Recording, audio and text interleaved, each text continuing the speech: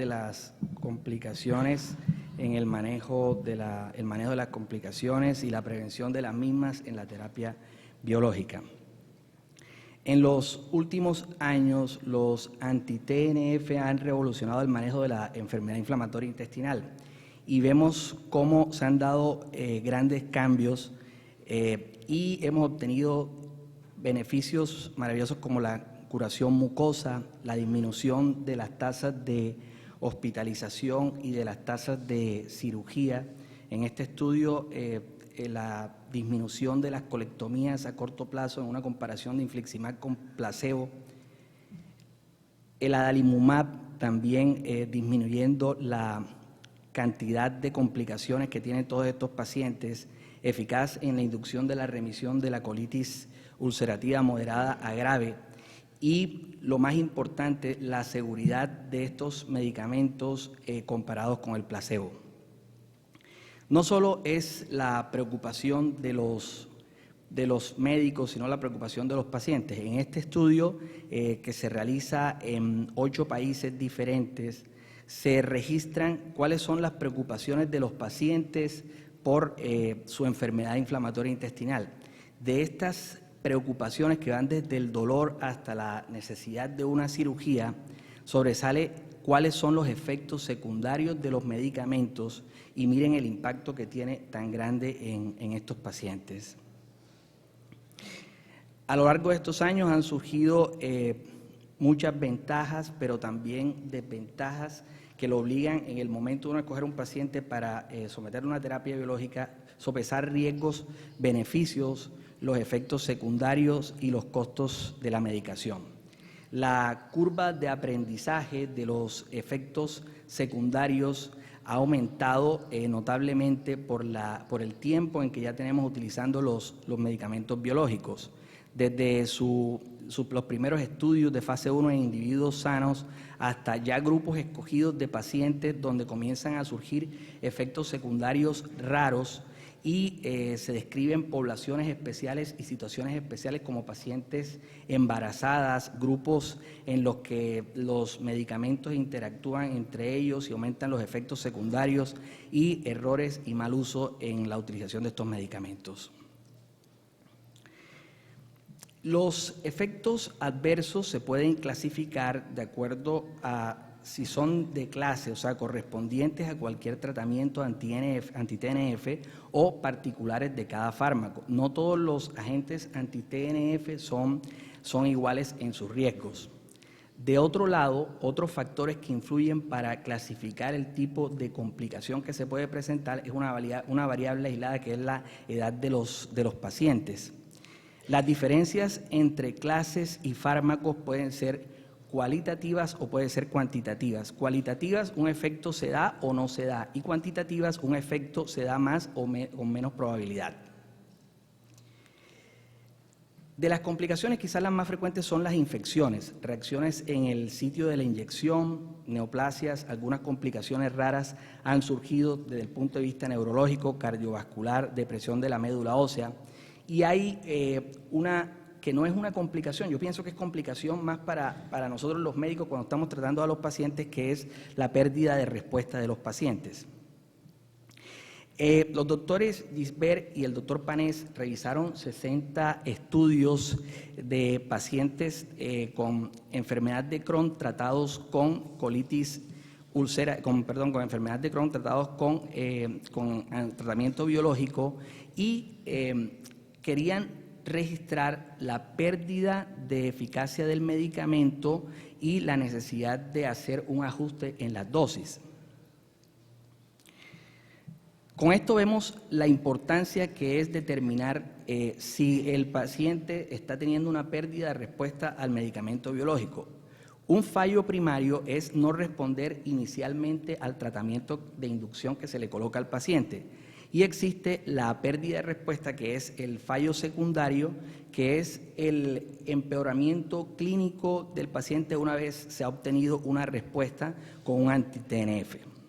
La pérdida de respuesta se presenta del 30 al 40% en el primer año de tratamiento y esto se esquematiza mejor con el riesgo paciente año, que llega a ser del 13% con el infliximab y puede llegar hasta el 20% con el adalimumab.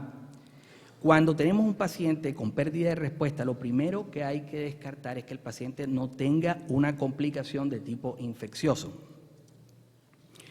Las causas de esta pérdida de respuesta pueden ser inmunogenicidad, problemas de aclaramiento o mecanismos de escape biológico, y la generación de anticuerpos contra el fármaco van a verse reflejados en un descenso de los niveles séricos del infliximab, que desafortunadamente aquí en Colombia todavía no los tenemos y en cualquier parte del mundo son supremamente costosos. También se evidencia por la menor duración de la respuesta. Existen algunos factores diferentes que son predictivos de que el paciente va a tener una mala o que puede tener una mala respuesta, como son, sobre todo en pacientes con enfermedad de Crohn, el tabaquismo, los antecedentes familiares de enfermedad inflamatoria intestinal, los pacientes que tienen manifestaciones extraintestinales, pacientes que han recibido corticoides, bajas dosis de inducción con adalimumab y una duración prolongada de la enfermedad. Todos estos ítems para tenerlos en cuenta para prever una pérdida de respuesta. Cuando tenemos pérdida de respuesta puede haber dos opciones de manejo, que son la intensificación del tratamiento, que puede hacer ya sea aumentando la dosis o haciendo una disminución del intervalo de aplicación del medicamento. La otra opción, que es lo que sigue, sería el cambio del biológico. Los pacientes que tienen enfermedad inflamatoria y que reciben terapia anti-TNF tienen un riesgo mayor que los pacientes control para hacer infecciones. Estas infecciones se pueden asociar a mortalidad en forma global y en forma específica cuando se asocian a otros factores, a otros medicamentos, a otros factores de riesgo, como ya los mencioné. El aumento de estas infecciones específicas ya ha caracterizado algunos casos de reactivación de tuberculosis latente de hepatitis B, de algunas infecciones oportunistas como la listeriosis, histoplasmosis, etc. Se han hecho múltiples estudios para revisiones completas que han confirmado un aumento del riesgo relativo para que los pacientes sometidos a esta terapia desarrollen infecciones. En este registro TREAT se encontró un aumento del riesgo relativo del 1.19. Esto no es mucho, pero sí es significativo para un mayor riesgo de infecciones graves por parte de estos pacientes. En todo caso, en estos estudios esto fue menor que con los corticoides.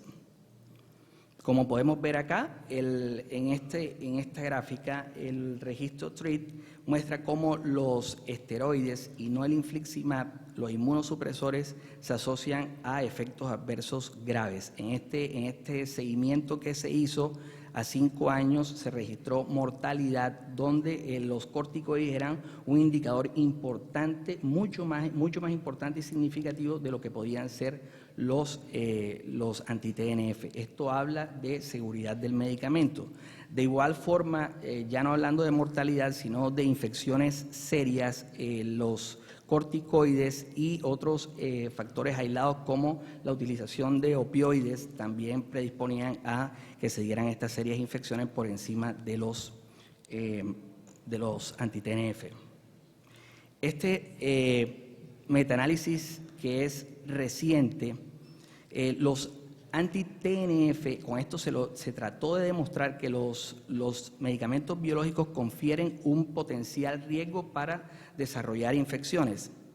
Acá se analizaron 39 casos de infecciones oportunistas en un número de aproximadamente 4.000 pacientes que tenían terapia con anti-TNF y se comparó con solo 9 infecciones que se presentaron en un grupo de casi 3.000 pacientes que tenían placebo.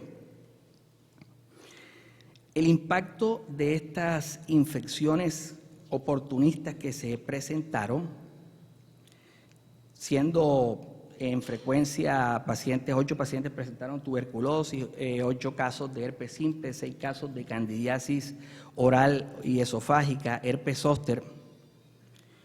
vemos cómo el impacto y el odds ratio fue del 2.05, mucho mayor para los biológicos que para el placebo. Esto es significativo si vemos la cantidad de pacientes y es de tener en cuenta para cuando vayamos a utilizar estas terapias.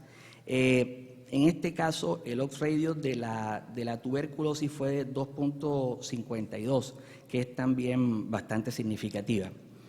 Como conclusión de este gran metaanálisis, la terapia anti-TNF duplica el riesgo de infecciones oportunistas en pacientes con enfermedad inflamatoria intestinal. Y esto nos hace un llamado de atención como fundamento importante para adherirnos a la utilización de las guías y para el manejo de las complicaciones en nuestros países.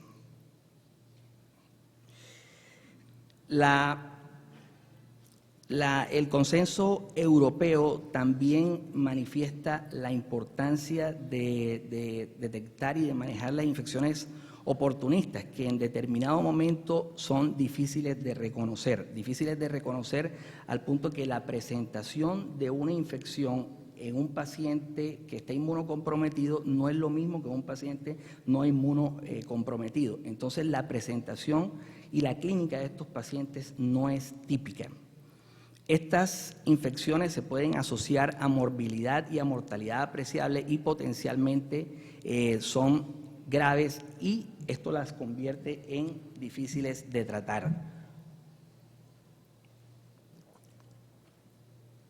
Las mismas recomendaciones están hechas por el grupo español y todas son parecidas, y la que hace la Asociación Americana de Gastroenterología. Cuando se habla de un huésped inmunocomprometido, los pacientes con enfermedad inflamatoria per se tienen una alteración de la inmunidad, mas no se consideran inmunocomprometidos. Un paciente inmunocomprometido tiene una alteración en la inmunidad fagocítica, celular y humoral que aumenta el riesgo para una complicación infecciosa o para un proceso oportunista. Una infección oportunista es una infección generalmente progresiva que es causada por un germen que puede tener capacidad patógena o no limitada en circunstancias normales, pero que es capaz de causar enfermedad por un efecto predisponente o si recibe un tratamiento, en este caso hablando nosotros de los inmunomoduladores. Como les dije, el paciente con enfermedad inflamatoria intestinal no tiene un inmunocompromiso que sea significativo para tenerlo en cuenta, pero si tenemos en cuenta que estos pacientes van a recibir ciertos medicamentos que van a alterar la inmunogenicidad la inmunología del paciente, ahí sí se convierten en inmunodeprimidos. Los inmunomoduladores que reciben los pacientes con enfermedad inflamatoria intestinal, todos convierten a estos pacientes en inmunodeprimidos. Los pacientes se consideran, cuando reciben prednisona y están recibiendo corticoides, 20 miligramos por día durante 2 semanas ya hace a un paciente inmunocomprometido. O sea, cualquier paciente que se le coloque corticoides enseguida pasa a la categoría de inmunocompromiso.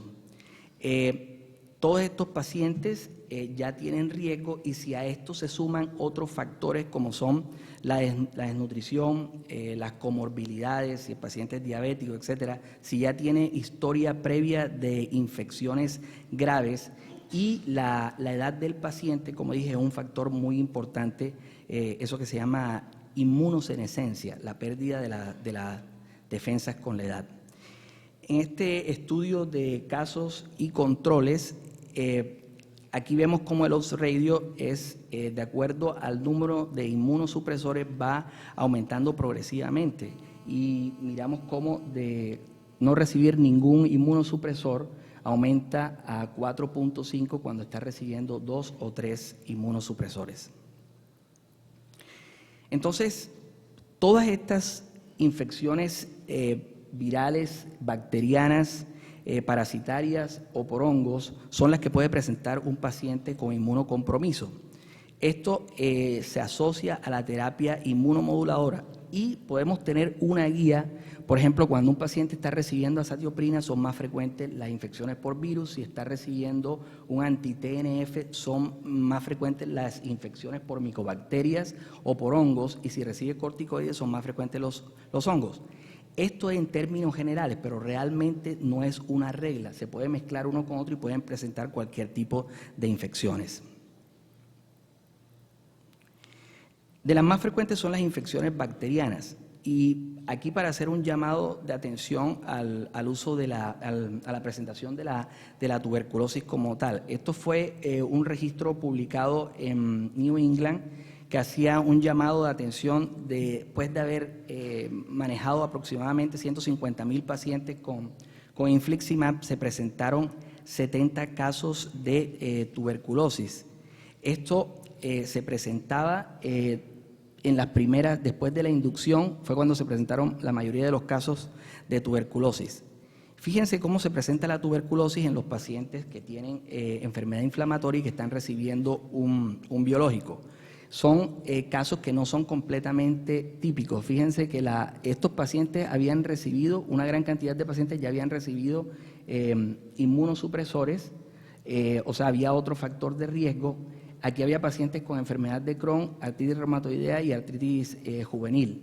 La presentación eran formas diseminadas de tuberculosis en una gran cantidad de los casos, generalmente presentaciones extrapulmonares.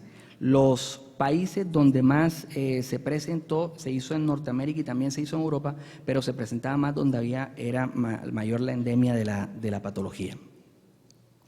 Todo esto hace que surjan conductas y recomendaciones de los consensos en los diferentes países.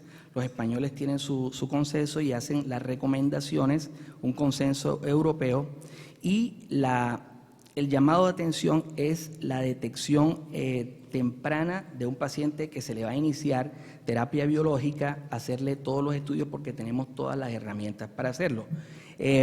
Todos los pacientes deben tener una buena historia de contacto con tuberculosis, porque la idea es que no se presente la tuberculosis y se convierta en un problema gravísimo cuando ya lo tenemos montado en un biológico. La idea es tener una buena placa de tórax que hasta recomienda que sea vista por un experto o alguien que tenga mucho entrenamiento, hacerle la prueba de tuberculina, y si la prueba de tuberculina, si el paciente ha recibido algún inmunomodulador o el paciente ha sido vacunado, puede que no nos dé una respuesta que sea clara para nosotros. Y ahí es cuando utilizamos los ensayos de liberación de interferón gamma, que son mucho más específicos y están acá a nuestra disposición. Acá en Cartagena no lo tenemos, no sé si aquí en Barranquilla, pero en Bogotá sí se hacen. El manejo de los pacientes debe ir acompañado de un experto en manejo de tuberculosis y que conozca cuáles son los esquemas y las resistencias en el sitio donde estamos manejando el paciente. Entonces, por eso yo llamaba la atención también que cada país debe tener sus guías de manejo de tuberculosis en pacientes inmunosuprimidos. Si la tuberculosis está activa, se debe suspender el tratamiento y se le hace el tratamiento que le corresponda. Las recomendaciones europeas son iguales para hacer el tratamiento y esto es básicamente lo que respecta a la tuberculosis. Siempre estar acompañado de un experto y manejar a los pacientes en conjunto. Los pacientes con virus de SIDA, los inmunomoduladores en estos casos no están contraindicados, pero sí debemos contextualizar al paciente en el sentido que debemos tener en cuenta si tiene infecciones oportunistas agregadas, etcétera, que sí limitarían el manejo con estos medicamentos.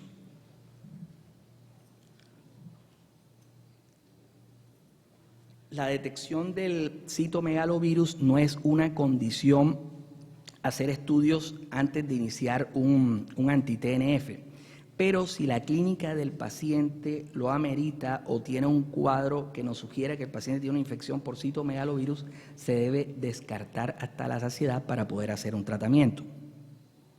De igual forma, las infecciones por virus de herpes, todos los virus de herpes, todos deben ser descartados por clínica. No hay que hacer la serología de todas estas cosas, sino descartar primariamente cuáles son, si hay una posible infección y tener en cuenta todo esto para efectos de vacunación, etcétera.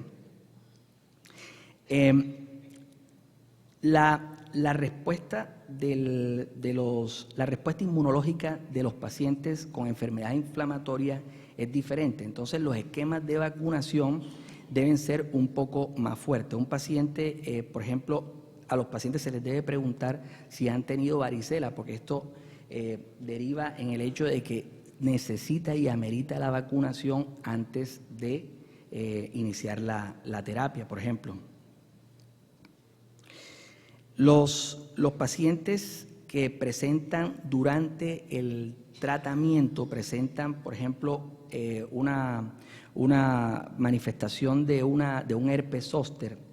Como les dije, puede que no sea típica de la presentación y en determinado caso debemos llamar a un dermatólogo y si tenemos la duda debemos hacerle un tratamiento combinado para proteger al paciente. A veces no podemos hacer el tratamiento ideal si no tenemos el diagnóstico, pero sí podemos iniciar tratamientos combinados mientras el paciente y se suspende la aplicación del anti-TNF mientras se le hace el tratamiento. En cuanto a la hepatitis B y a la hepatitis C, este estudio un estudio español mostró en 2.000 pacientes que la prevalencia de infección por virus de hepatitis B y de hepatitis C era más o menos la misma que la de la población general. Estos pacientes, lo importante es mirar en qué estado está la hepatitis del paciente, si la presenta, si amerita tratamiento o no. En cuanto a hepatitis C, yo pienso que las recomendaciones que hay, no había interferencia del virus o de la terapia que se le estaba haciendo al virus de hepatitis C con los tratamientos con anti-TNF, pero con el advenimiento de los nuevos antirretrovirales que se están utilizando, pienso que se deben hacer nuevas recomendaciones porque no hay mucha experiencia al respecto y los casos no son muchos. Los pacientes con hepatitis B, pues se debe descartar y se debe hacer una buena vacunación si no están los pacientes vacunados y tener en cuenta que, como les dije, la respuesta inmune del paciente con enfermedad inflamatoria es diferente. Entonces, en la serie esta que les mostré, solamente un 12% de los pacientes estaban vacunados ya habiendo recibido vacunación contra hepatitis B previamente. Entonces, cuando uno tiene a un paciente no vacunado y el paciente lo va a someter a una terapia biológica, se le debe hacer la recomendación es hacer una administración doble acelerada y hacerlo 0, 1 y 2 meses, seguido de una revacunación. Antes de hacer la revacunación se mira la respuesta serológica 1 o 2 meses después de haber terminado y se repite a una dosis doble la vacunación de estos pacientes. Yo pienso que uno debe ser bastante incisivo en esto porque la complicación es cuando ya tiene uno el paciente con el biológico y se presenta la reactivación de la infección. Las neoplasias, pues el temor más grande es del linfoma hepatoesplénico, muy pocos casos, 200 casos en toda la literatura, quizá algo más ya, pero de todos modos es el temor y se le debe advertir a los pacientes que es una neoplasia muy rara, muy rara, y que como se grafica aquí por 10.000 pacientes, si el paciente no recibe medicación, presenta 1 en 10.000. Si recibe monoterapia con un inmunomodulador, esto sube a 1 con 5 pacientes, y si se agrega el biológico, 1 por 7 pacientes por 10.000. Todo esto debe tranquilizar a los pacientes, pero sí debemos estar alerta a la presentación de estas neoplasias. Las complicaciones neurológicas, hay contraindicaciones de utilizar los medicamentos biológicos cuando existen enfermedades desmielinizantes. Y si bien no es una causa de efecto, sí se han presentado, a estar atentos a si los pacientes presentan sintomatología neurológica, alteraciones neurológicas, porque están descritos casos de Guillain-Barré, de neuritis óptica. Esta revisión de casi 9.000 pacientes descarta, por ejemplo, que haya relación entre el biológico y la presentación de una enfermedad desmielinizante. Raro, se presentó la leucoencefalopatía multifocal progresiva, fueron unos pocos casos con el natalizumab, que produjo terror y se retiró la indicación de este biológico. Las complicaciones dermatológicas generalmente se presentan erupciones psoriasiformes que ya tienen una clasificación bien establecida de qué tipo de lesión produce qué tipo de biológico, y el manejo de estas ya los dermatólogos lo tienen esquematizado, pero el solo hecho de retirar el biológico hace que mejoren. La monitorización que se debe seguir al uso de un biológico en un paciente debe ser, en la medida que se empieza el tratamiento, debe ser exhaustiva y se deben ordenar los exámenes, sobre todo estar pendiente de la presentación de la tuberculosis o de las neoplasias, ser valorados por ginecólogos si son mujeres, etcétera. Los biológicos también hay que estar atentos porque pueden despertar inmunogenicidad, y hay que hacerles, si tiene uno la duda de una enfermedad autoinmune, hay que hacerle los anticuerpos antinucleares, etcétera. Yo pienso que en la medida en que nos vamos familiarizando con los biológicos y que lo estamos utilizando, estamos viendo más complicaciones. Entonces hay que estar alerta y a la mano de cualquier complicación. Pacientes con falla cardíaca, pues es una complicación y es una contraindicación utilizar un biológico si es una falla cardíaca que está descompensada o se debe evitar, es una contraindicación casi absoluta. Las vacunaciones con gérmenes inactivados no suponen riesgo aumentado, pero la idea es vacunar al paciente antes de hacer la terapia biológica. Hay un checklist de todo lo que necesita el paciente que esté esquematizado en cualquier parte. Nosotros debemos estar atentos a hacer las respectivas vacunaciones y ver las que están completamente contraindicadas para no cometer un error. Seguir el calendario de las vacunaciones y pues la prevención de las complicaciones en los pacientes está sujeta al seguimiento y a la monitorización que le hagamos a estos pacientes, el seguimiento día a día y saber que son pacientes especiales que requieren una atención especial y un seguimiento especial. Muchas gracias.